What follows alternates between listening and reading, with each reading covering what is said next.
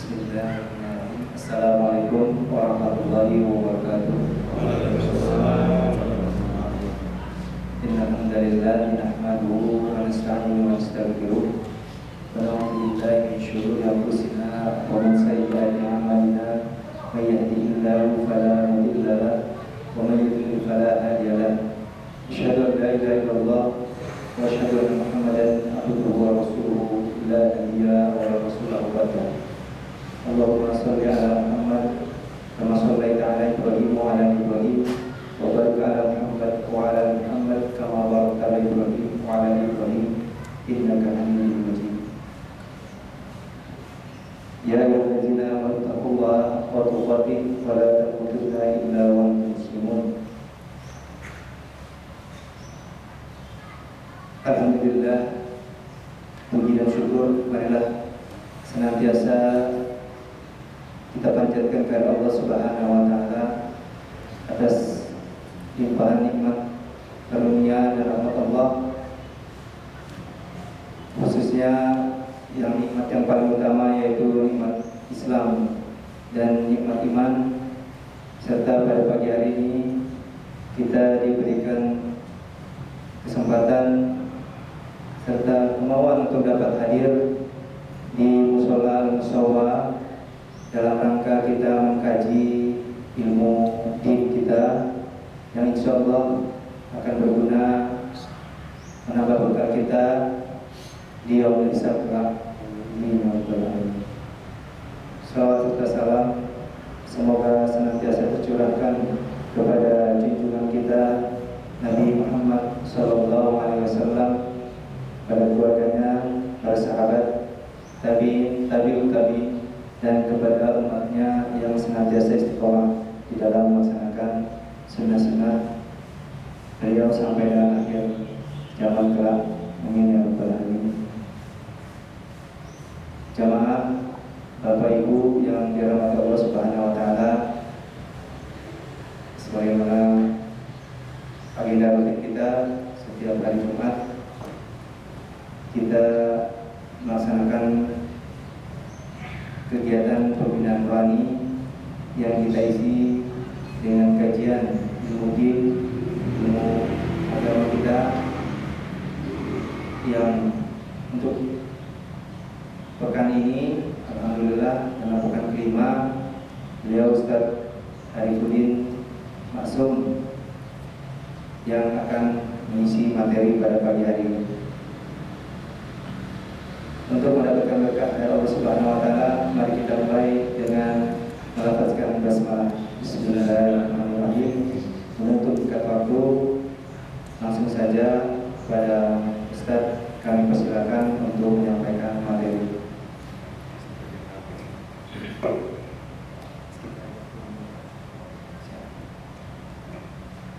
Assalamualaikum warahmatullahi wabarakatuh. Alhamdulillah alladzi arsala rasulahu bil huda wa dinil haq liyudhhirahu ala dini kullihi wa kafa billahi shahidan.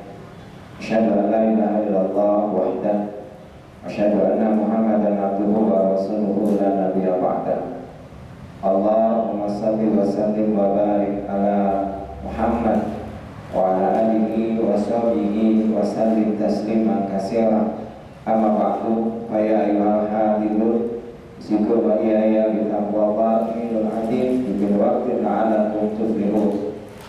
Segala puji milik Allah yang menakdirkan saya dan kita semua sama-sama hadir di depan. Mudah-mudahan hadirnya kita di depan Allah berikan barakah, Allah berikan barakah umur kita, Allah berikan kebaikan kita di dunia dan di akhirat.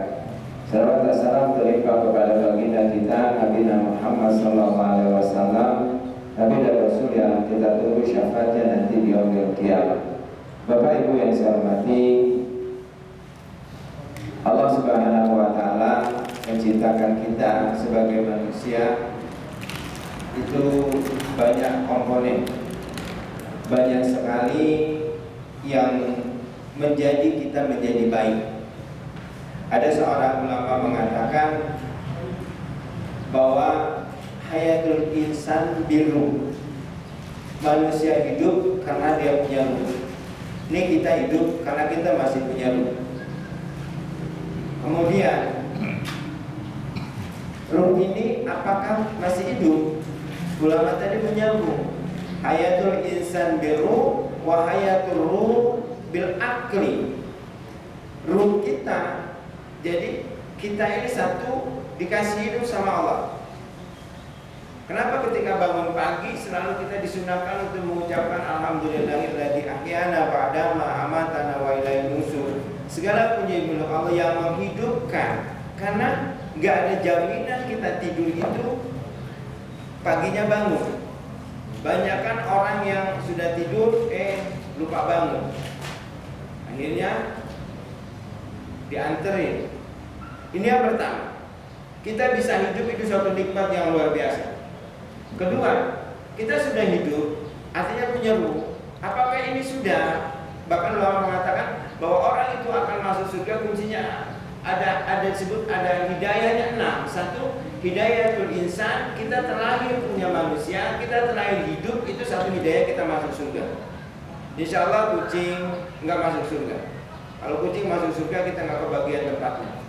Kucing sekali beranak 6, kita beranak cuma 2, itu juga hati-hati. Kucing per 6 bulan sekali itu 6. Artinya kedua, sudahkah kita menjadi manusia ini akan masuk surga, maka ada hidayah yang kedua yang harus kita dapatkan, disebut hidayatul akli, hidayah akal. Ini kita terlahir sebagai manusia tapi nggak dikasih akal, itu nggak bisa masuk surga. Ulama beda pendapat. Ada yang mengatakan orang yang gila itu gila akli kan gila. Gila itu satu, kalau dia sudah balik dihitung ketika sudah baliknya, mungkin umurnya 18 tahun. Ketika dia gila maka sudah tidak dihitung lagi, tapi dari masa awal dia balik umur 13 sampai 18 tahun Allah hitung. Kalau naudzubillah min dzalik gilanya lagi ngobat, maka tanggung jawabnya selama-lamanya. Yang kedua, ini kita sebagai manusia bersyukur kita dilahirkan menjadi manusia yang berakal. Nikmat ini tidak kita jaga, maka ini bahaya. Sudah kita punya akal, ini kita sudah terlahir sebagai manusia. Kemudian kedua, kita punya akal. Apakah ini bisa masuk surga? Belum. Ada hidayah yang ketiga yang harus kita punya, disebut hidayatul iman. Akal kita bagus tapi tidak beriman, tidak bisa mengantarkan kita ke surga. Tapi beriman nggak pakai akal nggak bisa. Karena agama ini, iman ini harus seimbang. Saya baca satu tulisan. Banyak umat muslim itu imannya prematur. Paham maksud prematur Pak ya? Kita akui aja, kita belajar agama kapan? Ngaji kapan? Banyak umat muslim itu belajar ngajinya ketika SD.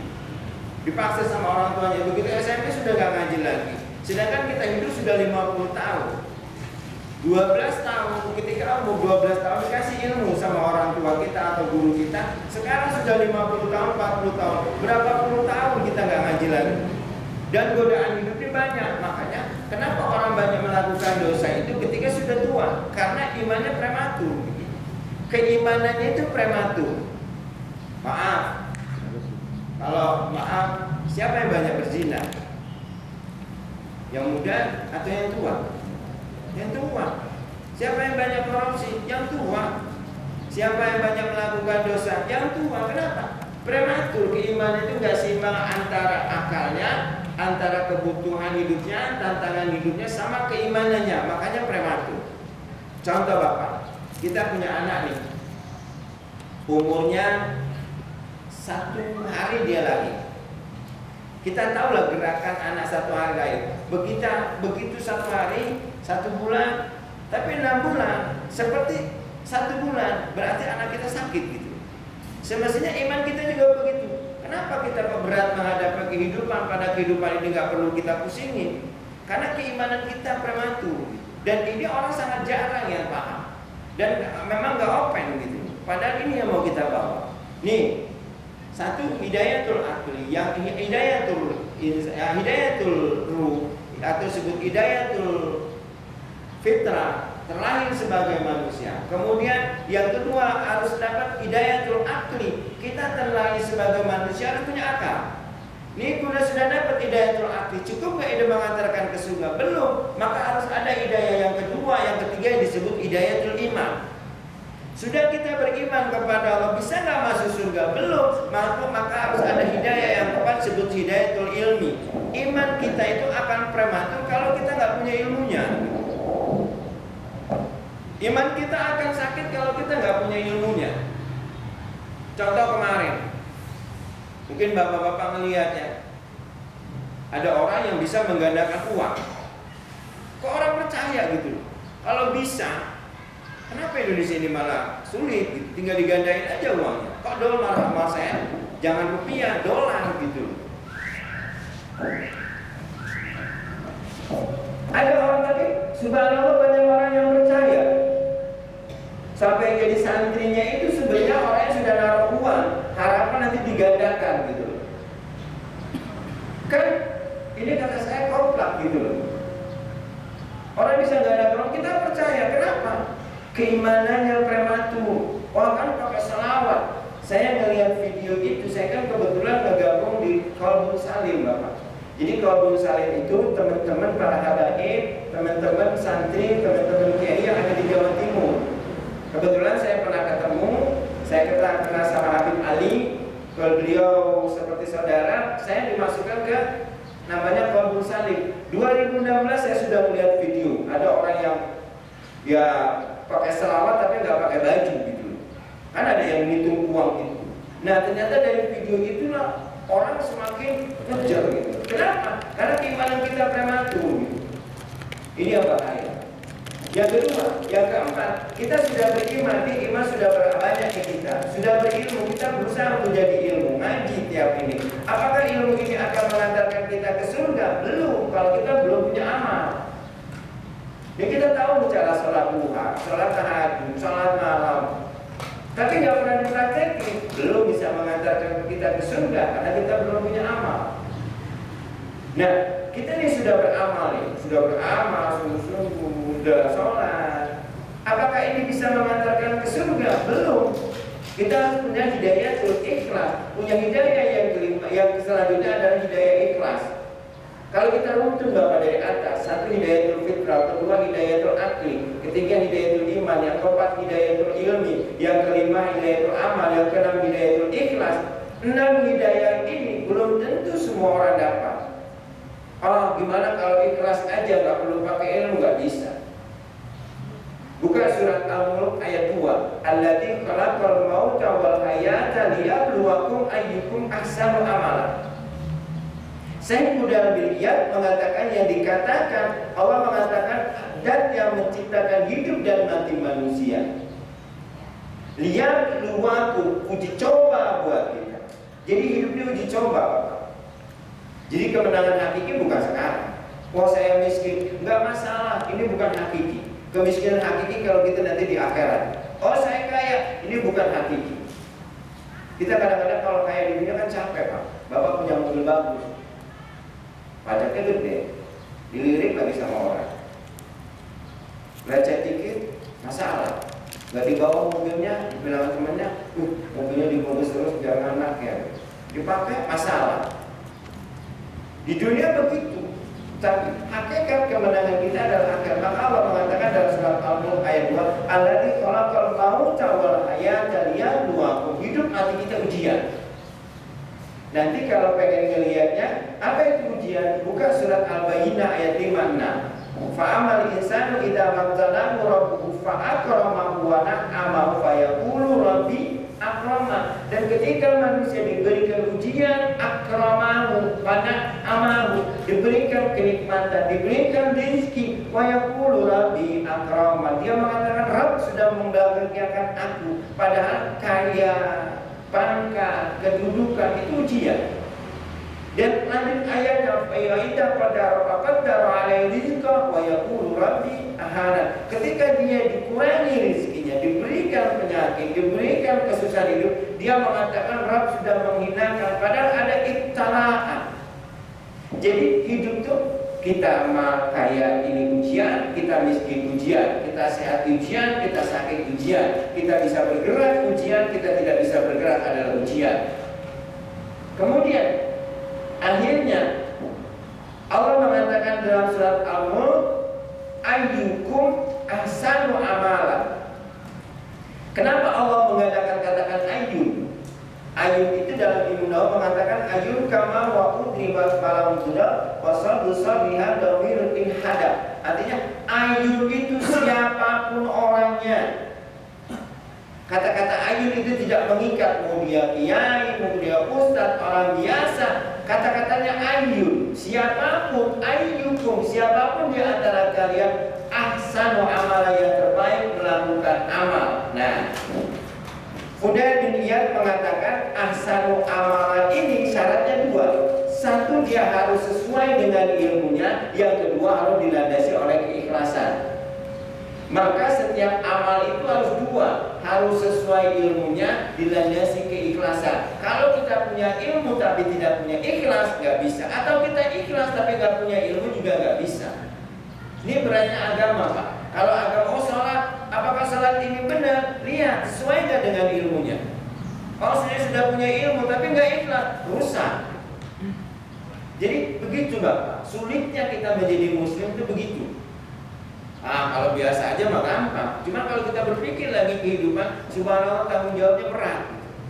Ini tarikan nafas kita ini berat tanggung jawabannya.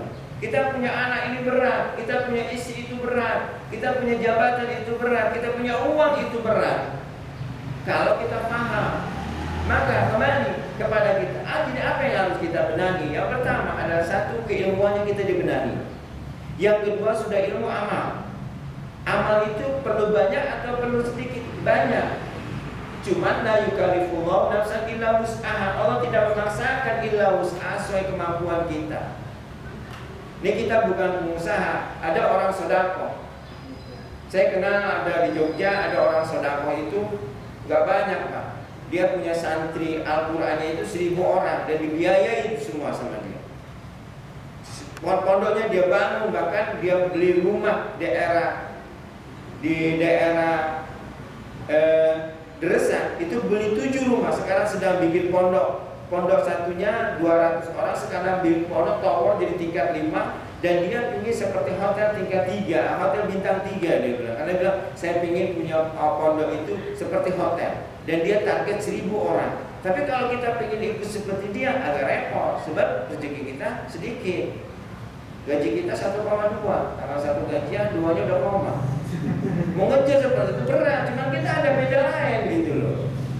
Ada beda lain. Apa yang saya bisa amalin? Yo sholat malamnya gitu. Yo sedekahnya gitu. Yo kita bergeraknya. Karena semua orang punya takdir berbeda.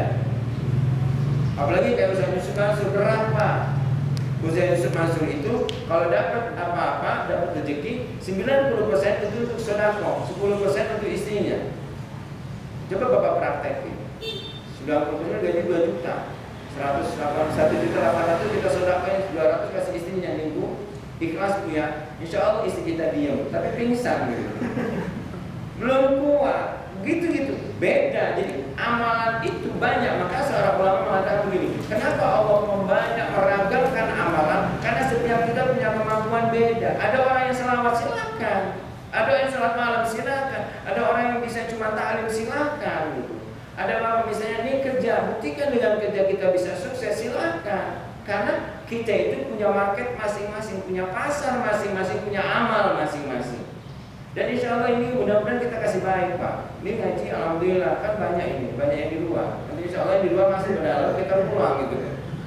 Kenapa? Gak masalah, nanti kita buktikan bahwa ini pengen saya punya hayalan orang Islam itu kaya gitu. Caranya ya minta sama Allah gitu. Ini kembali ahsanu amalan. Nah, kita akan bahas ini waktu tinggal sekitar berapa menit lagi, Mas? Tinggal dikit lagi lah. Nih, jadi kalau kita lihat secara garis besar tadi bahwa ibadah itu ada 3 poin. Satu ada fisik, ada akal, ada qalb. Fisik kita, ini kita beriman kepada Allah. Tapi fisik kita nggak pernah diajak bukti beriman. Ini contoh, kita beriman kepada Allah, tapi nggak pernah mengucapkan, itu nggak bisa. Kita beriman kepada Allah, tapi tidak pernah mengamalkan, itu nggak bisa. Kita beriman kepada Allah, tapi tidak menyatakan, membenarkan beriman kepada Allah, itu nggak bisa. Jadi ibadah ada 3, ada lisan, ibadah lisan, ibadah badan atau jasmi, jisim. Yang ketiga ada ibadah qalbiyah. Dan tiga ini harus bermain. Contoh, kita berkata, oh saya beriman kepada Allah, tapi nggak pernah sholat, itu nggak bisa. Kalau orang semakin berimannya baik, ibadahnya baik, itu cirinya. Dia ibadah baik, lisannya baik, aklnya baik, tapi hatinya nggak baik, ini juga nggak bisa. Dan hati-hati masalah hati ini. Maka Rasulullah mengatakan, seorang ulama mengatakan, kita arada abdun amalan solehan, pajak setan pasadan diatu. Apabila seorang hamba melakukan pekerjaan baik, yang digempur sama setan itu adalah niat kita. Jadi yang harus kita jaga dalam hidup itu niat kita. Ini kita punya anak, niatnya apa? Saya punya anak yang ingin jadi presiden. Kalau enggak, harus jadi orang kaya. Kalau enggak, urusan kaya, presiden, rezeki itu kan takdir Allah. Buka aja surat Al-Ahad ayat 5. Tapi kalau kita punya anak, saya pengen punya anak, sebab mudah-mudahan kalau saya meninggal, anak ini nanti ngedoain saya. Kan janji Rasul. Apabila mati anak Adam, maka putus semua kecuali 3. Salah satunya waladun saleh yadu alaih, anak-anak saleh yang mendoakan. Kenapa kita memaksakan anak kita sekolah, memaksakan anak kita ngaji supaya dia jadi soleh? Dan ini nggak gampang. Soleh itu harus dimulai dari kita. Nantilah kalau Allah kasih panjang, kita akan bahas tentang bagaimana tarbiyatul aulad fil Islam, tahapan pendidikan anak dalam Islam. Tapi saya titip sama bapak yang punya anak, kalau bisa kita yang turun Pak, ngajar ngaji, kita yang ngajar ngaji. Nanti bapak ngomong gimana Pak? Saya di Pulau 2 Pak, di Pulau 2 gitu selama-lamanya. Nah insya Allah belajar bisa Pak. Kalau bisa kita yang ngajar ngaji, ditenteng anak kita itu sholat Pak. Sholat maghrib dipaksa sholat. Lihat di masjid, lihat aja masjid kita yang biasanya mainkan anak-anak yang mainan. Tapi lihat anak-anak yang ada orang tuanya biasanya nggak lama. Tapi yang suka main selamanya itu yang biasanya nggak ada orang tuanya. Orang tuanya nggak ada. Coba dimulai Pak, hati-hati sama anak kita. Anak kita itu pendidikan itu kita salah, ternyata 70% pendidikan itu dari kita. Maka mulai ngajar ngaji, kita yang ngajar ngaji. Saya dulu punya seorang teman Pak, pulang dari pondok 2001 saya punya teman. Saya tahu dia itu nggak bisa ngaji. Punya anak 3. Jadi begitu saya ngaji di masjid dia nitip.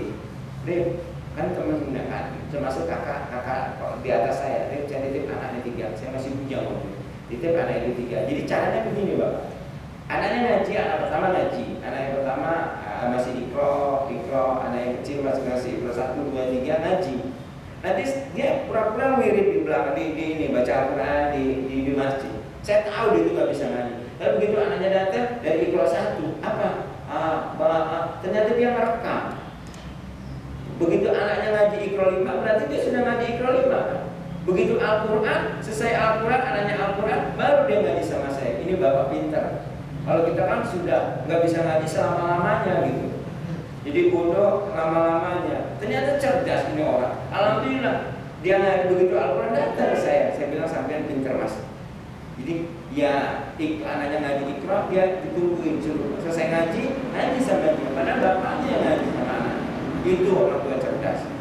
Titip Pak anak-anak kita. Kalau bisa anak kita yang ngajarin ngaji. Kalau nggak bisa ya dititipin minimal salat 5 waktu itu. Kita paksakan anak kita. Ternyata ada satu tulisan, anak-anak akan menjadi sukses di masa depan itu anak-anak yang dekat sama orang tua laki-laki. Makanya paksakan anak sholat bangun subuh dibangunin gitu. Kalau perlu anak perempuan nggak apa-apa dekat sama bapaknya. Ini kan khawatir Pak. Kenapa anak-anak kita banyak melambai sekarang? Anak laki-laki lihat gitu, banyak melambai. Kenapa? Lihat di rumah dekat sama siapa? Ibunya. Saudaranya perempuan, anak kita laki-laki dekat sama ibunya. Begitu mau masuk TPA, guru ngajinya perempuan. PAUD, laki apa perempuan? Perempuan.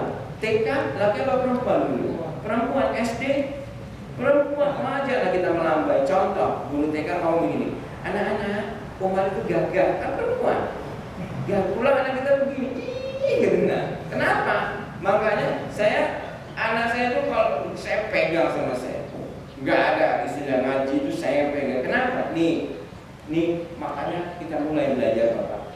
Insya Allah kita sholat ini bukan buat kita, buat anak-anak kita. Anak kita itu diajarin sama kita nggak penting gitu. Oh jam segini ngaji, jam segini. Tapi melihat aja bapak emaknya sholat, insya Allah anak kita rajin sholat. Ngelihat aja bapak emaknya itu baca Al-Quran, insya Allah anak kita baca Al-Quran. Kenapa anak kita banyak keluar? Sebab orang tuanya suka keluar. Hari Sabtu Minggu ayahnya nggak ada, kemana mancing gitu. Karena orang kurang kerjaan gitu, maaf hobi mancing gitu. Ya kalau saya orang laut, saya bilang suka tinggal di laut. Bapak saya itu sudah mancing, jangan mancing. Kita kan belum waktu. Wah, mancing berangkat dari hari Sabtu. Orang hari Minggu udah cuma segini. Istri, anak, nih kita belajar cerdas. Kalau memang ingin mancing, ya jangan sampai hobi itu mengalahkan akal sehat. Tapi Bapak, nih kewajiban kita. Jadi tema kita apa? Yuk kita bersyukur sama Allah dikasih hidup. Yuk kita bersyukur sama Allah dikasih akal. Yuk kita bersyukur sama Allah dikasih iman. Yuk kita bersyukur sama Allah dikasih ilmu. Yuk kita bersyukur sama Allah bisa amal. Yuk kita bersyukur sama Allah bisa ikhlas. Dan ini nikmat ini tidak akan semua orang akan diberi. Jangankan kita, iman ini, jangankan kita yang jauh dari Rasul. Paman Rasul aja gak dikasih hidayah sama Allah. Siapa yang kenal Abu Thalib? Anaknya salah satu menantu Nabi, sepupunya Nabi. Orang yang paling dekat Abu Thalib sama Nabi. Bahkan Abu Thalib itu mengatakan, siapa yang ganggu Muhammad berarti mengganggu saya. Tapi Allah gak kasih hidayah. Apa kurangnya sih? Kita yang isinya turunan Nabi bukan, Arab juga bukan. Kalau Arab ini mungkin Jaseng mungkin. Dan kita dikasih hidayah. Tapi kalau kita lihat sejarah di atas, bisa jadi nenek moyang kita itu bukan Muslim. Bisa jadi kita ini kalau diurut ponakannya ayah buruk mungkin gitu. Tapi Allah kasih hidayah dan tetap ini yang mahal. Saya kalau melihat ini, iya ya, saya ini Arab bukan, ini bukan. Tapi orang tua saya kok ditakdiri jadi Muslim. Dan kita ini nikmat yang luar biasa, gak segampang kita bisa masuk Islam. Dan ini pertahankan. Sampai kapan? Sampai Allah menyebut kita. Tapi itu Bapak Ibu, mudah-mudahan kita semangat. Karena iman ini kalau gak ibadah ini kalau nggak disemangatin kacau. Maka mulai sekarang kita harus semangat. Yakinlah Allah yang menentukan segalanya dan nggak mungkin kita hidup dekat sama Allah nggak istilahnya nggak dikasih rezeki. Ada satu tulisan, ada seorang kiai di pondok pesantren. Dia beli mobil, harganya 750 juta. Murah dan murah. Bagi kiai, bagi saya mahal. Ada jamaah pengajian ditanya, Pak Yai maaf katanya, ini mobilnya kok bagus amat. Ini berapa harganya? 750 juta. Mahal ya Pak Yai. Kebetulan Yai itu punya mobil dua, yang satunya 500 juta. Dia nanya lah jamaah itu, maaf Pak Yai, bukankah Pak Yai ngajarin jamaah, ngajarin santrinya untuk hidup sederhana? Kok Pak Yai malah mobilnya mewah? Apakah jamaah sama santrinya nggak iri? Apa jawab Yai? Saya ngajarin sama orang bahwa kita dekat sama Allah, itu Allah datangin rezeki.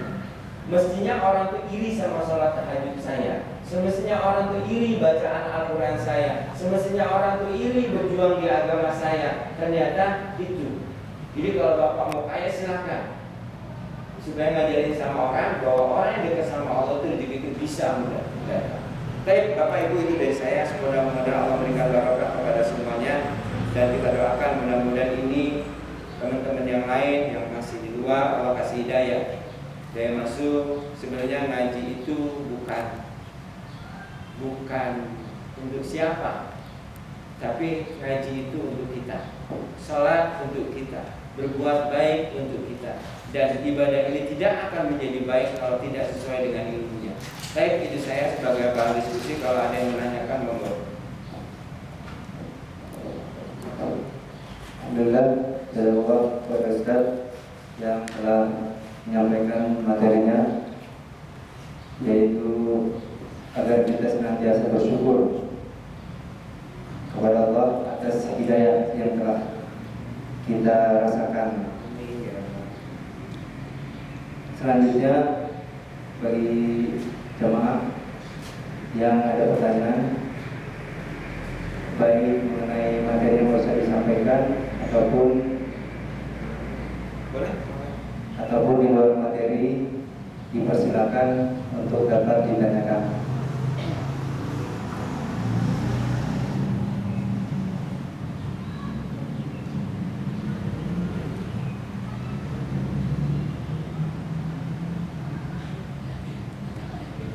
Silakan Bapak. Silakan, jangan ragu-ragu. Kalau enggak saya mau pulang. Saya berangkat dari subuh Pak. Udah ini mau ke Sawaran, ke BBL khotbah Jumatnya di sana. Terima kasih sehat. Ya silakan Bapak. Silakan Pak Mas Arif.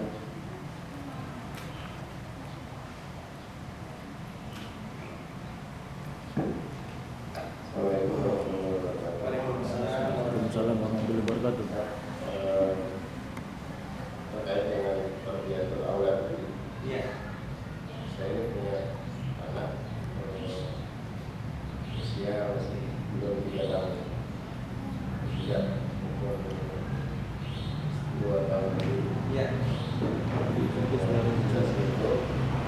Saya mulai Sedikit suara menyewa ke masjid. Yang hari ini enggak alat 5 kali sehari membawa pasti dia ikut gitu. Karena dia lama-lama dia minta. Cuman kendalanya kan namanya anak-anak kan sering lari sana sini ramai dan sebagainya. Kemudian ada beberapa orang yang protes gitu ya, bikin rame lah apa lagi. Tapi sekarang nggak boleh lagi saya stop di rumah. Memang agak nunggu bisa nanti dulu gitu. Iya. Yang saya tanyakan saat bicara Rasulullah kondisi anak-anak waktu sholat jamaah seperti apa? Iya.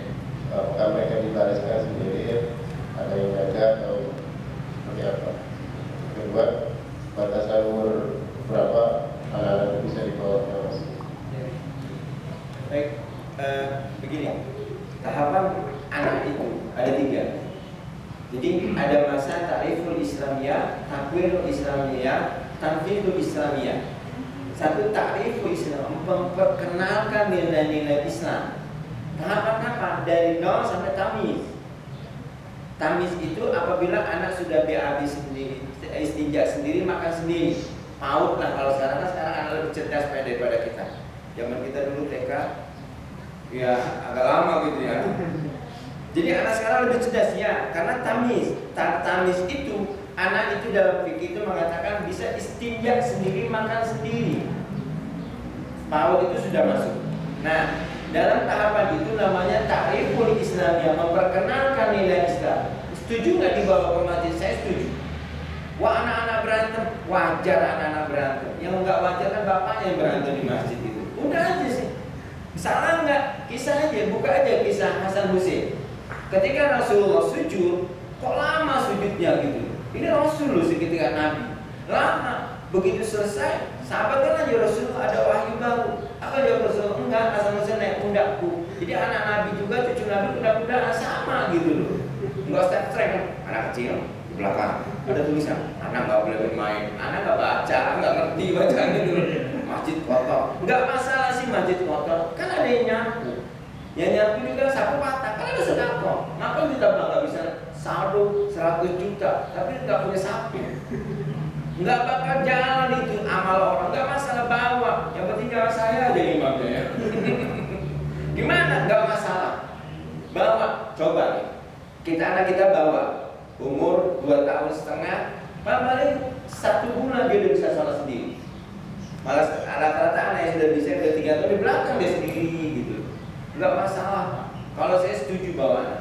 Kenapa? Kapan kita mengenali nilai Islam sama anak?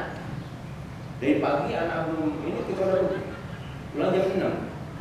Apa nilainya? Mengenali nilai-nilai. Nah, nggak masalah. Enggak setuju, suruh belajar. Wah, nanti anak pipis, kan sekarang ada pempes. Wah, bawa najis, anak belum disunat bawa najis, jangan ngomong orang perut kita aja najis semua kan gitu. Kan najis itu hitungannya kalau sudah keluar. Ada yang bilang, oh belum dikitan nih, najis di kulpahnya itu ya. Loh, kan itu masih hat dalam, bukan hat luar. Nah kalau pipisnya mungkin iya, bawa pempes ya, oh biarin gitu. Nah, setuju nggak?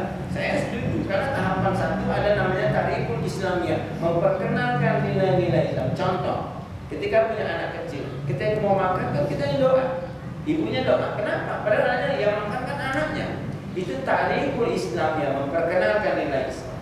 Yang kedua, sudah memperkenalkan, baru ada yang disebut takwinul Islam, yang membentuk nilai Islam. Kapan? Itu tamis. Kata Rasulullah, hakul walad ala walid salah satu. Ada 3 hak anak yang harus dilakukan oleh orang tua. Satu, tusmiyat idza wulidat, berikan nama ketika anak itu lahir. Yang kedua, ta'alama ikitaba ila akalani.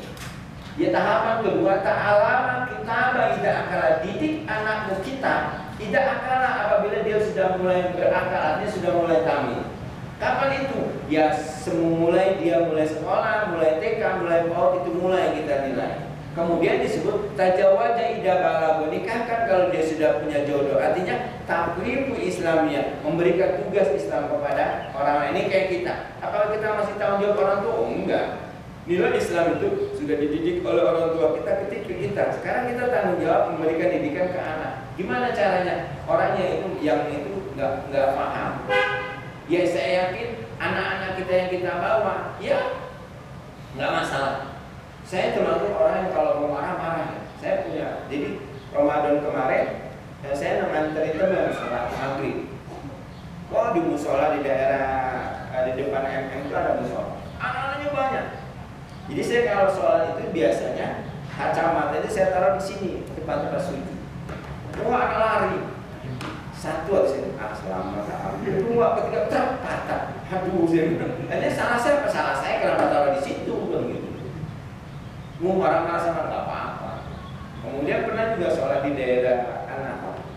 Saya HP taruh di sini di tempat sujud. Ada anak kecil di bawah. Waduh, saya bilang nggak ini HP. Salah saya apa? Salah saya. Kenapa salah bawa HP kan gitu loh. Anak-anak nggak pernah salah, ya salah kita. Maka titip sama anak-anak punya. Kadang-kadang kita kan mau ngajarin anak, wah 1+1 jatuh hati. Nah, anaknya baru tahu kalau dia ngetik. Saya ngerti, kalau saya ngerti kuliah ibu gitu loh. Kadang-kadang kita memaksakan anak harus sempurna, itu yang salah juga. Maka jangan nuntut anak saya gini. Saya sama anak saya nggak saya tuntut di RMI 1. Tapi tugasnya kalau pada maghrib sampai isya belajar, titik. Begitu Bapak, nggak apa-apa, bawa aja, nggak masalah. Wah, ini nanti ribut, tunggu aja. Paling lama 3 tahun, 3 bulan, 4 bulan kita bisa sholat. Malah yang enak nanti kitanya. Wah, alhamdulillah nih masjid saya, misalnya jamaahnya khusyuk, lihat 60 tahun semua udah wajar gitu loh. Kita senang waktu itu khusyuk. Tapi isinya cuma 60 tahun 2 orang. Satu asal Quran, belakangnya struglingan. Begitu mau salat juga, pindah akhirnya bagi 2 ya. Kenapa? Agak kumat ya asal Quran. Kenapa? Kita senang jamaah kita itu ini. Padahal subhanallah, nggak masalah. Saya lebih senang anak-anak rame. Saya kalau melihat anak-anak rame itu dalam hati saya lebih senang. Ini nih gantiin saya ke depan. Kita dulu kan di belakang kan. Sekarang maju ke depan. Nanti kemana? Kita keluar masjid. Dikubur kan gitu loh. Wajar, anak berantem wajar gitu. Soalnya ada anak 3 tahun udah bisa sholat sendiri, sholat tahajud nangis, saya pinjam anaknya, bener aja. Saya pinjam, ada anak 3 tahun udah bisa sholat, kalau sholat khusyuk gitu ya, bacanya bagus, sholat malamnya bagus, saya pinjam anaknya. Karena anak saya nggak kayak gitu. Sama anak juga pecicilan gitu ya. Sama, karena manusia gitu. Dan salah orang dia nggak paham tabiatul amal bil Islam. Bagaimana Rasulullah, bagaimana Ali, bagaimana sama mendidik Rasulullah. Bahkan Rasulullah kan pernah ada seorang laki-laki minta doa anaknya, begitu digendong pipis, ditarik sama orang itu yang punya anak. Rasulullah marah, nggak boleh. Ada sampai begitunya Rasul. Kita kadang-kadang mentang-mentang soleh streng bener, pegang anak itu pegang telinga ini, pegang anak lu batal. Padahal suami dengan istri nggak batal. Kalau saya mengatakan, banyak hadis mengatakan, karena Rasulullah mencium kening istrinya, artinya nggak batal gitu. Kita kan, ini anak itu sholat nih, awas, tapi dipegang, nggak pegang juga ya. Pegang anak kayak pegang kucing nih, awas nih. Punya wudhu, alasannya begitu, alasan stresnya orang punya wudhu gitu. Biasa aja, nggak masalah. Sekarang saya setuju, bawa doa ini yang benar-benar anak saya 6 ya. Nggak usah banyak-banyak, cukup 6. 2 perempuan, 4 laki-laki. Kenapa Pak? Coba lihat Bapak, orang yang mengumpulin orang. Begitu upaya minjam di tanah, semangat benar. Kenceng-kenceng belum mempeleng gua. Sekarang nggak lawan kan dia. Tapi kalau anak kita kan pelan-pelan sambil nangis. Saya kadang-kadang iri punya orang yang banyak anak itu. Iri beli saya enggak habis. Karena yang bergotong kan kalau anak kita beda nuruninnya. Kalau orang itu cepat bener gitu. Turun saya turun sendiri turun. Ya, nggak bilang menderita itu nggak apa-apa. Yang kedua apa tadi ya?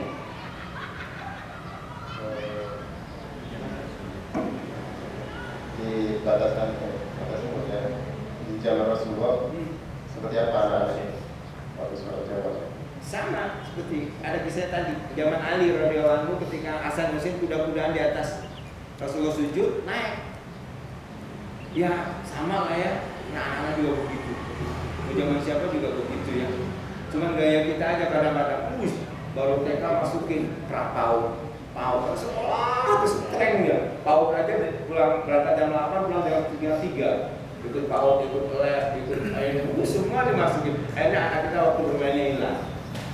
Kadang-kadang yang pengen hebat kan kita. SD aja pulangnya berapa? Jam 5:30 kelas 1. Les bahasa Inggris segala. Kita yang memaksakan. Padahal biarkan anak-anak itu berjalan dengan apa adanya. Dan zaman Rasul tidak pernah melarang anak-anak bermain di masjid. Enggak ada. Kalau ada larangannya pasti ada hadisnya. Karena sesuatu yang dilarang pasti diucapkan oleh Rasul. Ternyata nggak ada berarti boleh. Nggak apa-apa mak. Orang nggak suka biarin aja bawa aja. Terus saya doain sampai punya anak 8. Bawa semua. Jika anak opor, ya sudah. Nggak masalah. Saya senang masjid itu ramai senang. Begitu Bapak. Monggo ada yang lain? Ya silakan Bapak.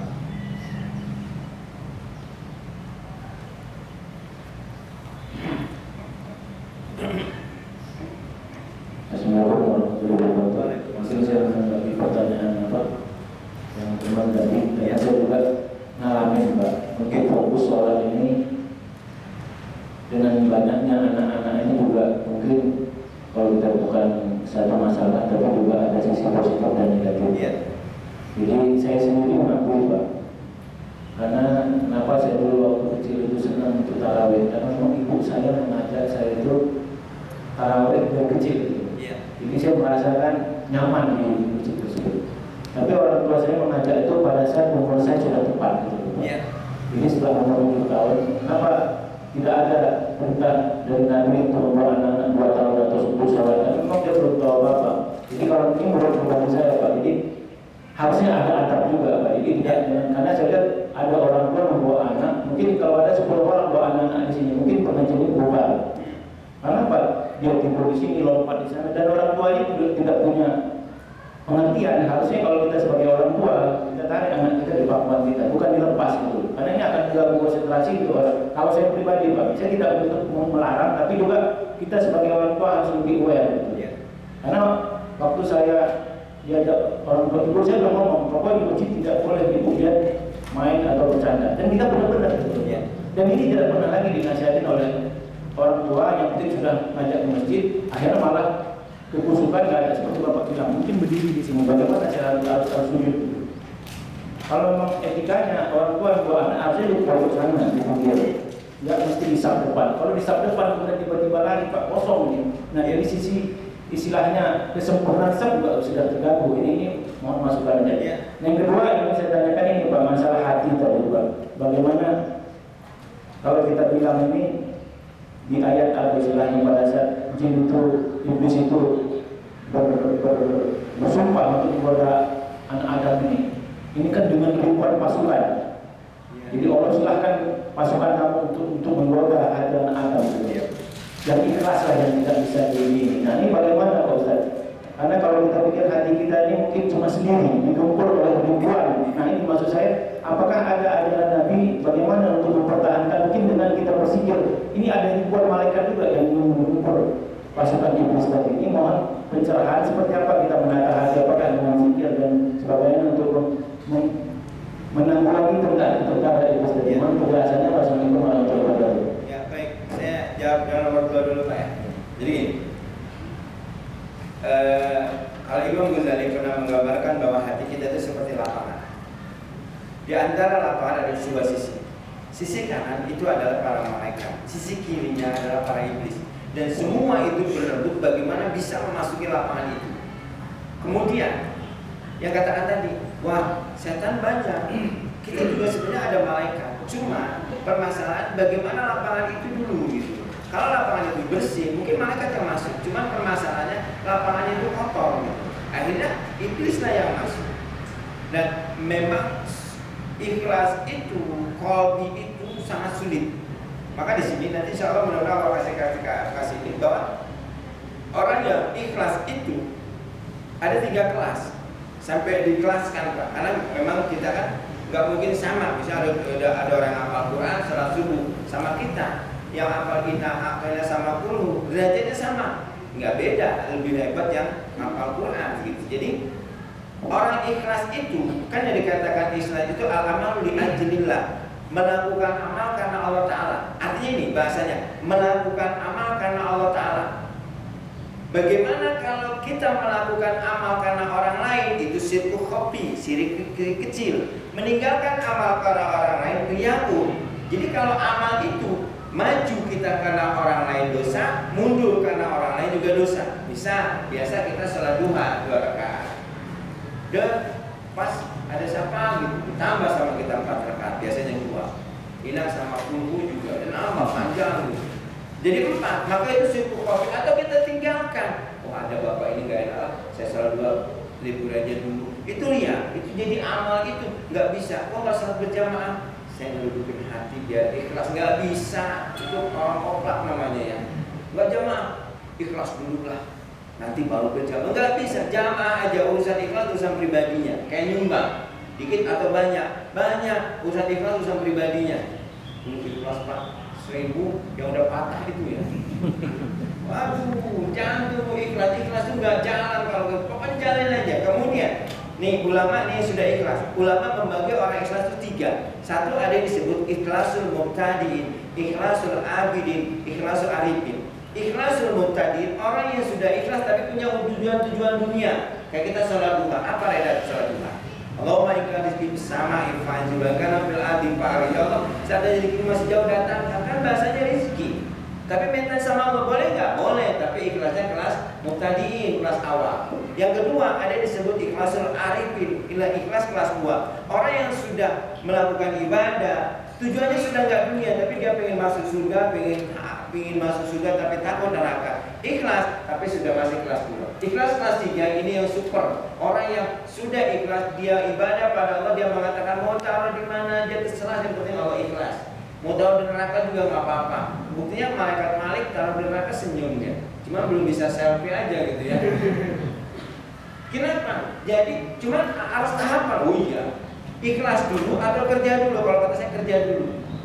Dan kita nggak pernah nyumbang 100.000, coba nyumbang. Sekali waktu kita sholat Jumat, begitu kontak datang, kita ngambil duit. Di situ ada 200.000, 2.000 kita masukin yang 2.000. Udah masukin lagi. Udah jalan kotak, di belakang Noel anak muda kasih uang 200. Kita masukin, penasaran kita nanya, Dek, kok kamu begitu sholat Jumat? Kita kejar, Dek, kok kamu bisa sedekah 200 itu gimana caranya? Itu kan mau bapak. Loh, kok kamu nggak bilang? Kan sholat Jumat nggak boleh ngomong. Kita rasakan pingsan Pak. Tapi kalau jalanin aja udah gitu. Jadi gimana ikhlas? Kerjain aja gitu. Nah, apa tadi? Lihat perintah Rasul, muru auladakum sholat. Perintahlah anakmu sholat ketika umur 7 tahun. Hati-hati dengan bahasa hadis. Perintah, kata-kata perintah. Bijaksana nggak kita seorang tua merintah tapi nggak ngajarin? Kan nggak bijaksana. Contoh nih, saya punya anak, nyuruh sana beli gula pakai sepeda, tapi nggak pernah ngajarin sepeda saya. Nah begitu juga. Kata-kata perintah itu ada tahapan sebelumnya ngajarin. Yang lepas di kita kadang-kadang ngajarinnya itu diwanti-wantinya nih kalau sholat, ya ini dia biar orang lain nggak ngeganggu. Tapi biasanya kalau orang tuanya paham itu nggak masalah. Cuma kadang-kadang sudah bawa anak 3 laki-laki semua di depan, alhamdulillah. Hati-hati sama motong saf. Kalau belajar, kalau bisa malah kita anak itu taruh di belakang, biarin bermain, nggak masalah. Yang penting dia di belakang. Itu Bapak. Jadi ada tahapannya yang harus kita pelajari. Bahwa 7 tahun itu, di bawah 7 tahun, maka tahapannya itu adalah tarbiyahnya. 7 tahun ke atas sudah ngajar, berarti musibah besar kita punya anak 7 tahun belum bisa sholat, belum bisa bacaan sholat, belum bisa tahu tahapan sholat. Jadi gimana caranya? Itu tadi kita juga harus ngomong. Saya punya anak perempuan, anak saya dua-duanya perempuan, dan dari mulai 1 tahun semua saya bawa, utama di tengah. Memang saya sholatnya di belakang. Tapi sekarang anak saya yang TK udah sholat sama perempuan, udah sholat sama ini. Karena kamu perempuan, alhamdulillah. Memang ada tahapan-tahapan. Baik itu Bapak ya, terutama yang ikhlas ini, artinya hidup jangan menunggu ikhlas, kerjain aja. Wah, misalnya sodako di masjid lagi bangun, ini saya Senin 3 sak hamba Allah, nggak ada orang situ. Gak sebut hamba Allah juga udah tahu gitu. Hamba Allah nggak usah gitu. Saya udah gitu karena hamba Allah lah dia orang RT situ. Kadang-kadang itu malah lihat kata saya. Udah aja sih. Ini dari saya Senin sekian sak, udah nggak usah pakai sebutin. Hamba Allah ya, lillah udah nggak usah pakai lillah lah ya. Lillah itu nggak usah pakai mulut gitu. Dan panitia kita jadi panitia jangan cari ikhlas siapa, nggak usah nanya. Yang penting banyaknya.